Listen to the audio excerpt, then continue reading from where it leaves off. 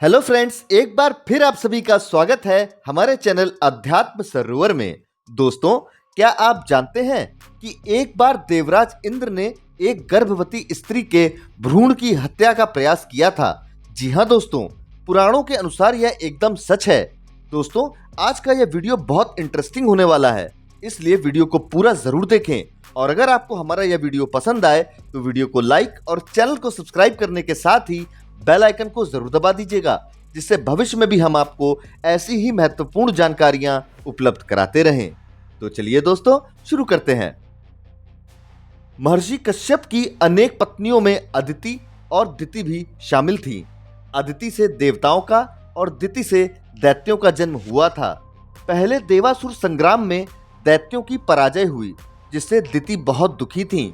वे देवताओं, विशेषकर उनके अधिपति इंद्र से प्रतिशोध लेना चाहती थी। एक दिन दिति ने महर्षि कश्यप से कहा, मैं इंद्र का वध करने के लिए एक समृद्धशाली और तेजस्वी पुत्र की याचना करती हूँ।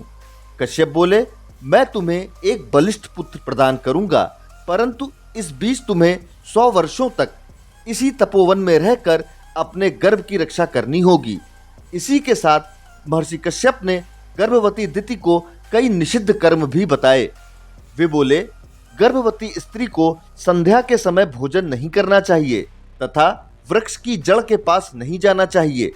वह जल के भीतर न घुसे, सूने घर में प्रवेश न करे, बांबी यानी दीमकों के लगाए गए मिट्टी के ढेर पर खड़ी न हो, कभी भी मन में उद्वेग न लाए, सूने घर में बैठकर नाखून अथवा राख से भूमि पर रेखा न खींचे, न आलस कर पड़ी रहे और ना ही अधिक परिश्रम करे। उसे भूसी, कोयले, राख, हड्डी और खपड़े पर नहीं बैठना चाहिए। वह कलह न करे, अंगड़ाई न ले, बाल खोलकर खड़ी न हो और कभी अपवित्र न रहे। उत्तर की ओर अथवा नीचे सर करके कभी न सोए। इसके अलावा नग्न अवस्था में, उद्वेग की स्थिति में और बिना पैर धोए शयन करना भी मना है। अमंगल युक्त वचन मुंह से ना निकाले, अधिक हंसी मजाक ना करे, गुरुजनों के साथ आदर का बर्ताव करे, मांगलिक कार्य करे, सर्व औषधियों से युक्त जल से ही स्नान करे, वाणी से सबका सत्कार करे और पति की निंदा ना करे। इतना कहकर महर्षि कश्यप चले गए। दिति विधि पूर्वक सब बातों का पालन करने लगी। यह सब देखकर देवराज इंद्र भयभीत हो गए। इंद्र देवलोक छोड़कर दिति के पास आए और भेष बदलकर उनकी सेवा के बहाने वहां रहने लगे। दरअसल इंद्र दिति के कार्यों में गलती ढूंढ रहे थे। बाहर से तो वे प्रसन्न दिखते थे, लेकिन भीतर से डर के मारे परेशान थे। आखिर जब 100 वर्ष की समाप्ति के मात्र 3 दिन शेष रह गए और दिति अत्यंत प्रसन्न थीं, उनका हृदय संतान प्राप्ति के विचार से मुग्ध था। इसी अति उत्साह में वो एक दिन पैर धोना भूल गईं और बाल खोलकर सो गईं।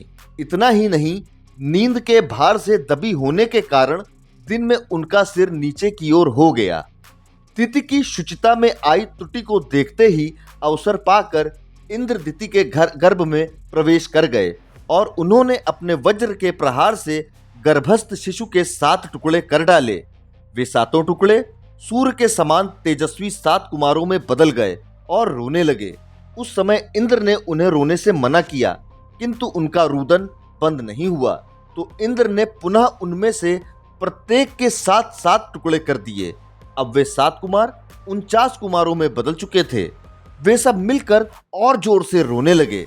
तब इंद्र ने मारुध्वम अर्थात मत रो, ऐसा कहकर उन्हें बार बार रोने से रोका और उन्हें यह विचार आया कि ये बालक अवश्य ही धर्म के प्रभाव से पुनर्जीवित हुए हैं। इन्हें पुण्य योग से जीवन मिला है, इसी कारण वज्र के प्रहार से भी इनका वध नहीं हो पाया। ये एक से अनेक हो गए और फिर भी दिति के उदर की रक्षा हो रही है। इसमें कोई संदेह नहीं कि ये अवध्य हैं, अतः इन्हें देवता माना जाना चाहिए। जब ये रो रहे थे, उस समय मैंने इन बालकों को माँ रूदा कहकर चुप करने का प्रयास किया था, इसलिए ये मरूत नाम से प्रसिद्ध होंगे। ऐसा विचार कर इंद्र दिति के गर्भ से बाहर आ गए और दिति को अपना वास्तविक परिचय देते हुए बोले, माँ, मेरा अपराध क्षमा कर दीजिए। मैंने भय से प्रेरित होकर यह दुष्कर्म किया है। इस प्रकार इंद्र ने बार बार दिति से क्षमा मांगी। इंद्र ने स्वयं मरुदगणों को देवता की पदवी प्रदान करके अपने समकक्ष बना दिया।